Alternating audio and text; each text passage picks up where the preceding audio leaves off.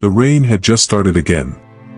It wasn't heavy, not the kind that soaked your clothes within seconds, but the gentle, almost apologetic drizzle that New York offered in moments of quiet pain. On the corner of 45th and Lexington, beneath the flickering neon of a forgotten diner sign, she stood still.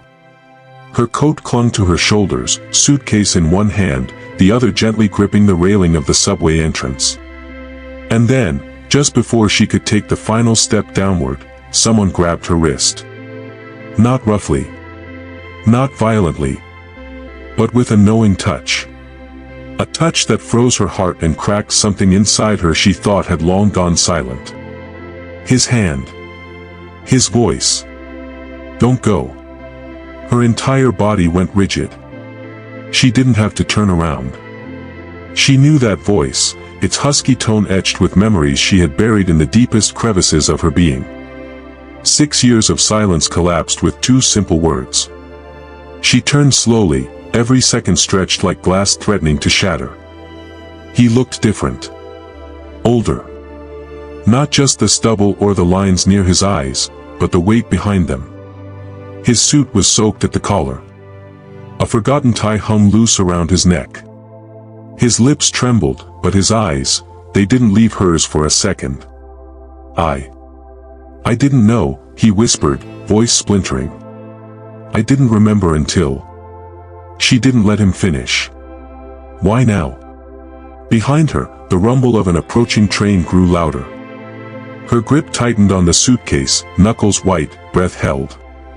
"Why now, when I've finally learned how to forget?" He shook his head as if punishing himself with the gesture. "Because I saw him. At the museum. His eyes. They're mine." The words didn't echo. They didn't need to. The world stopped moving for both of them. She looked away, lips pressed together, jaw clenched to contain the emotion swelling inside. "It's too late." "No," he stepped forward, water dripping from his sleeve. "It's late. But not too late." She tried to walk away. But he reached again. Not her wrist this time, her fingers. Just a gentle brush. "I remember now. The alley behind the pastry shop. The thunderstorm. The promise I made."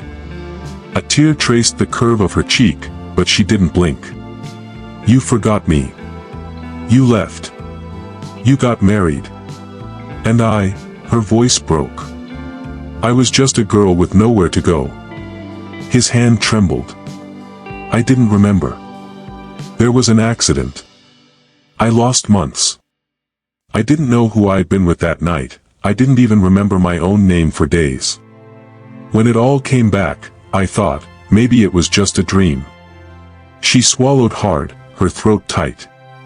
"You want me to believe this now?" "I don't want belief," he murmured. "I want one more chance.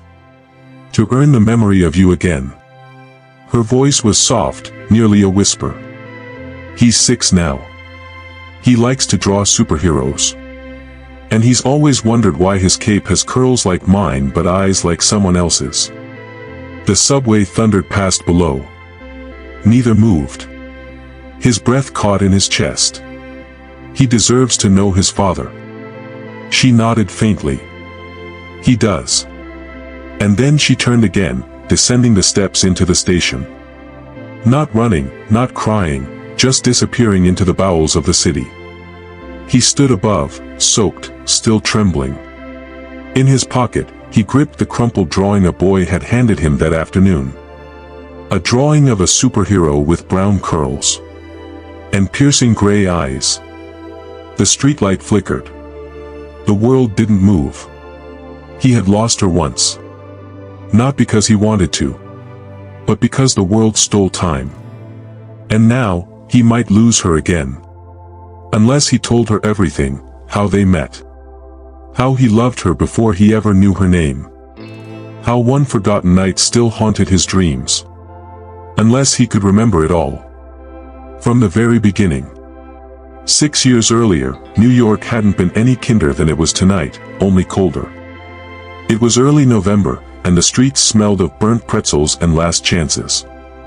he hadn't planned to be there that evening. In fact, he had just missed his flight to Tokyo because of a delayed car service. And because he never waited twice, he walked off toward the quieter side of Midtown, searching for something, or maybe nothing at all. That's when the storm began. Michael Lancaster, heir to the Lancaster Empire, didn't usually walk. He didn't get wet. He didn't forget umbrellas. But that night, he wandered through rain like a man without direction. He turned into a narrow street he hadn't seen before, lit only by the dull glow of a flickering street lamp. There was an alley to his left, wedged between an old pastry shop and a laundromat with a broken neon sign that buzzed every few seconds. And that's where he saw her. She was crouched near a dumpster, arms wrapped around herself. Her hair was soaked, sticking to her cheeks, and she had a plastic bag wrapped around her shoes. One hand held a crumpled umbrella, and the other clutched a small paper box tied with red ribbon. At first, he thought she might be lost. Then he thought she was hiding. But when their eyes met, just briefly, he saw something else. A kind of defiance. A kind of pride. She didn't flinch, didn't ask for help. Just kept holding on to that little box like it meant the world. "What are you doing out here?" he found himself asking. Not cold, not rude. Just curious. She blinked up at him, as if he dropped from the sky. Trying to keep a birthday cake dry. He raised an eyebrow, glancing at the box. It looked like it had seen better days. "Is it your birthday?" "No," she said quickly. "My mother's." He nodded, unsure what else to say. He was never good at small talk, especially not with strangers who weren't trying to impress him. She turned her eyes back to the rain, hugging the box tighter. He should have left. But he didn't. Instead, he stepped closer, pulling off his coat, tailored, custom-made, probably worth more than what she made in a month, and held it out. "Here," he said. "Use this." She stared at the coat, then at him. "You'll freeze." "I'll survive." Reluctantly, she reached out, fingers brushing his as she took the coat. It smelled like expensive cologne and something warmer, cedar, maybe. He stepped beside her under the narrow awning, close but not touching. A silence settled between them, filled only by the gentle patter of rain. After a few minutes, she asked, "Why are you being nice to me?" He looked at her, surprised. "Is that such a strange thing?" "It is. In this city." He chuckled softly. "Maybe I'm not from here." "You sound like you are." He didn't answer. Instead, he pointed to the box. "You said it's for your mom. She's at St. Elmo's oncology wing." Her voice wavered just slightly. "I promised I'd bring her favorite cake, even if it melted on the way." A pause. "Do you want to ride there?" She hesitated, eyes narrowing with suspicion. "Why?" "I have a car around the corner." "You shouldn't be out here like this." She studied him again, then gave the faintest nod.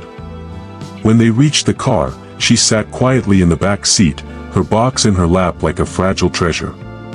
He told the driver the address. During the ride, they barely spoke. But when they arrived, she turned to him, her expression softer now. "Thank you. For the coat. And the ride." He met her gaze. "What's your name?" "Emery." He smiled.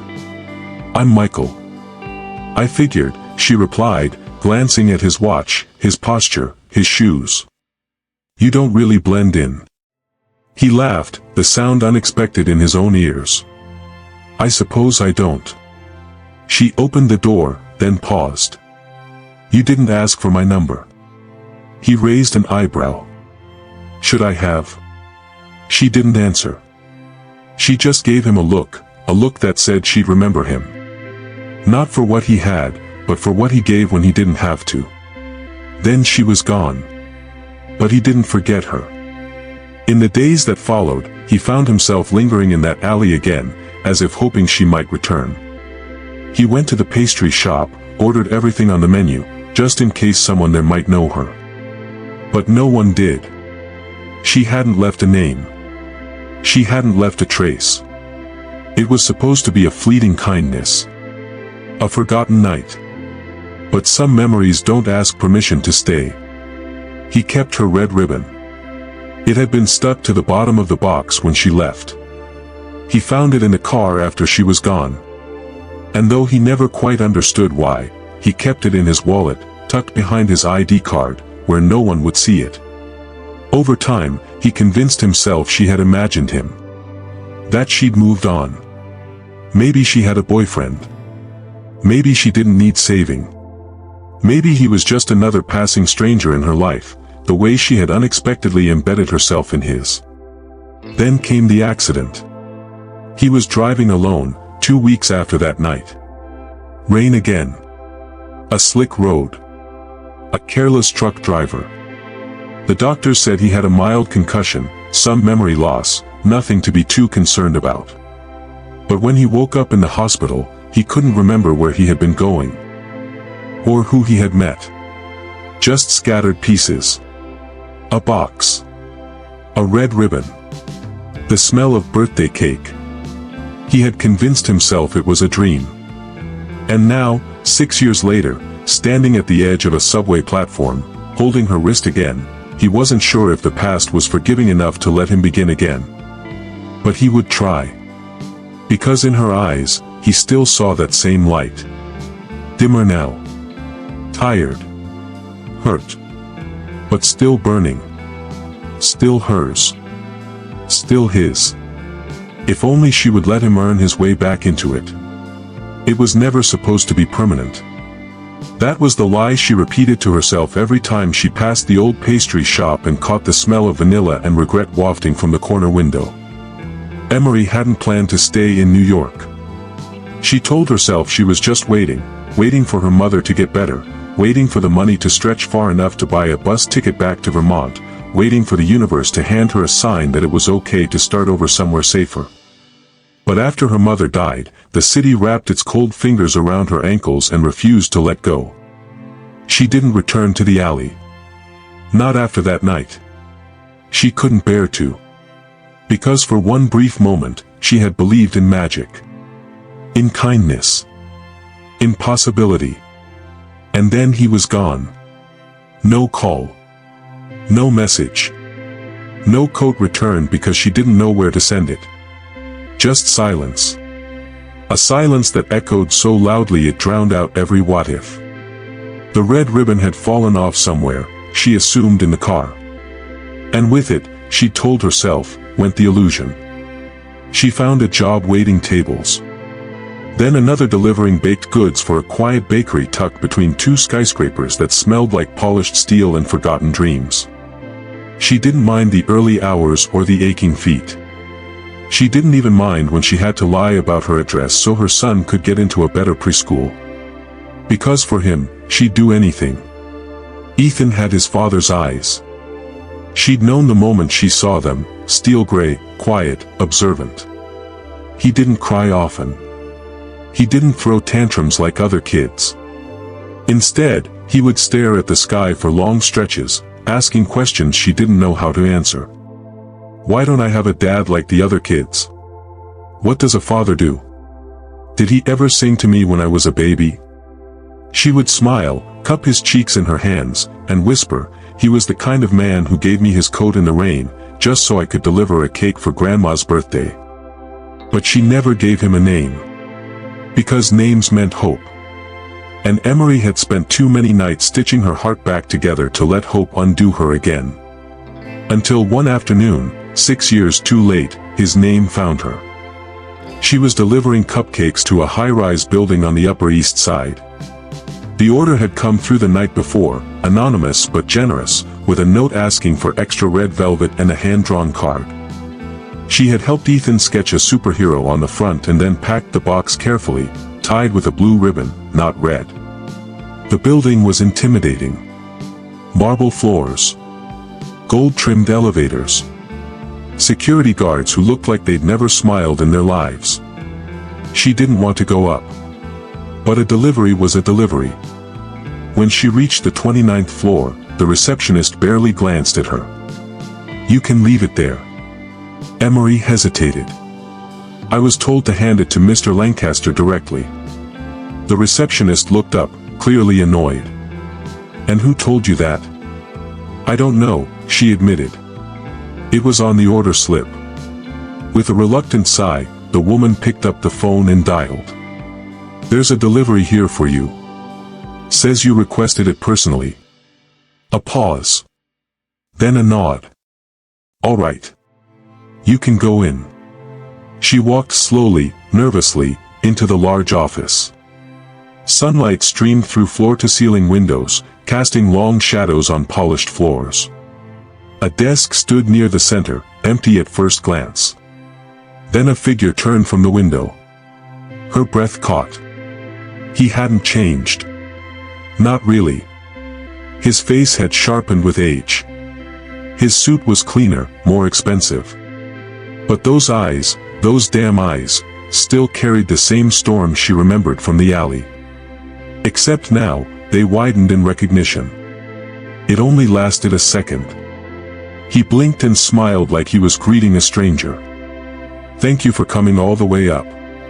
She nodded stiffly, placing the box on his desk. "It's from Thompson's Bakery." His gaze didn't leave her face. "I've been ordering from them for a while now. But I've never met you." "I usually do the early morning shift," she said, trying to sound casual. Today was different. He studied her. Something flickered behind his eyes, like a memory brushing against consciousness. "Have we met before?" he asked softly. She didn't answer. He stepped closer, then stopped. "I'm sorry. That was inappropriate. You just remind me of someone." She gave a small smile, tight, polite. "It happens." When she turned to leave, his voice stopped her again. "Wait. What's your name?" She paused at the door. "Emery." He didn't say anything for a long moment. Then, quietly, "That's a beautiful name." She didn't look back. If she did, she might have shattered. Back in the elevator, she clutched her coat tightly around her, even though she wasn't cold. Her heart was pounding so hard she thought the man beside her might hear it. Her hands were shaking. He didn't recognize her. He didn't remember. But she had seen something in his eyes, confusion, yes, but something deeper. A shadow of knowing. A sliver of memory. She didn't know whether to run or stay. To scream or to hope. Later that night, Ethan asked if superheroes could forget people they love. She told him yes. But can they remember again, he asked. She didn't know how to answer. Not then. But somewhere, deep inside, something had started to crack open again. The next day, he called the bakery. He didn't ask for a cake. He asked for her. The call came in just before closing time. Emery was folding pastry boxes when her manager poked his head into the back room, waving the cordless phone with a look she couldn't quite read. "It's for you," he said. Someone named Michael Lancaster. The name landed like a stone in her chest. She wiped her hands on her apron, heart suddenly racing, and took the phone with fingers that trembled more than she liked. "Hello." For a moment, there was only silence. Then his voice, low, steady, but threaded with something raw, came through. "It's me. God, I don't know how to say this without sounding insane, but I think I remember." Her mouth went dry. "Remember what?" "That night. The alley. The cake. Your hands shaking in the rain." A pause, then softer, more broken, "And your eyes. I should have never forgotten your eyes." She gripped the edge of the counter to stay grounded. "It's been 6 years, Michael. I know. I thought I dreamed you. There was an accident. I lost pieces of my memory, and when they came back, it was fragmented. Disjointed. But yesterday, when I saw you, I started remembering in pieces. She didn't speak. She couldn't. I remember the ribbon, he whispered. Red. Around the cake box. You left it in my car. Her vision blurred. She had cried all her tears in secret over the years, in bathrooms and late-night subways and under Ethan's blanket when he was already asleep. But now, her chest ached with a new kind of pressure, hope. Why are you calling now? She asked quietly. Because I need to see you again, he said. Not in passing. Not as a stranger. But as the man who should have come back that night and never did. She hesitated. Then, there's someone you need to meet first. The park was nearly empty at sunset, just a few joggers and couples winding down their day. Emery sat on a bench beneath the elm trees, Ethan beside her, swinging his legs and holding a half-eaten muffin. She watched him, watched how his little face lit up every time the ducks waddled too close. She didn't notice Michael right away. But Ethan did. Mom, he said, pointing toward the path. That man's looking at us. She turned. And everything slowed. He was standing a few feet away, in a dark coat, hands in his pockets. His expression was unreadable, something between awe and devastation. His eyes locked on Ethan, then flicked up to hers. Hi, he said, voice raspier than she remembered. I wasn't sure if I should. She stood up slowly. Ethan, this is Mr. Lancaster. The boy squinted. Is he the superhero you told me about? Michael choked out a laugh, but there was a tremor in it. I don't know about that, buddy. Ethan looked him over, then held out a hand, like a businessman closing a deal. I drew you in my book. Michael knelt, shaking the small hand with reverence. I'd like to see that sometime. You can, Ethan said cheerfully. But you gotta bring your own crayons. Michael looked up at Emery, and something broke loose in his eyes. He's incredible. She nodded. He is. They walked for a while, Ethan skipping ahead, pretending the path was a racetrack. Neither of them spoke much. But the silence wasn't painful. It was reverent. Finally, he said, you never told me. You never asked. I would have wanted to know. Would you have believed me? He looked at her then, really looked. I would have believed you the moment I saw his eyes. They sat again, this time on a bench facing the river. Michael leaned forward, elbows on his knees, face in his hands. I was engaged, he said. I don't know if you knew that. She nodded once. I saw it on the news. The society wedding of the season. It fell apart before it even began. She wasn't you. He turned to face her. And I couldn't figure out what was missing in my life. Why everything I built felt hollow. Now I know. Emery folded her hands in her lap. You hurt me. You disappeared. You were the first person to show me kindness in years, and then you became another empty promise. He swallowed hard. I know. And I don't expect forgiveness. But I want a chance to be in his life. And yours. She didn't respond immediately. The wind rustled through the trees. A leaf spiraled down and landed between them. I don't know what we are anymore, she said. Or if we ever were.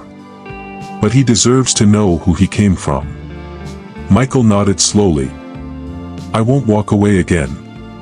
They stood, and she called to Ethan. The boy ran to her, gripping her hand, still beaming. Can he come with us, Mom? To the bakery? She smiled, her first real smile in days. If he promises not to eat all the cookies this time. I promise, Michael said. They walked together, not as lovers, not yet, but as something healing. Something beginning again. Back at the bakery, Ethan dragged out his crayons, spreading them across the table in the break room. He handed Michael a drawing, one of a superhero with a red ribbon on his chest. She said you gave it to her, he explained. So I added it. Michael stared at the paper. Then folded it carefully and placed it inside his wallet, next to the actual ribbon that had waited there for 6 long years. When they left that night, he turned to Emery outside the bakery, under the soft glow of the sign above them. I'm not asking for everything, he said. Just the chance to rebuild what I ruined. She looked up at him, eyes tired but open. Start with breakfast. We're free Saturday. He smiled, tears in his eyes. I'll bring crayons. As she walked away, he watched her, watched the sway of her coat, the curl of her hair, the hand reaching down for Ethan's. He had remembered too late. But she had waited long enough. And for the first time in years, the city didn't feel so cold.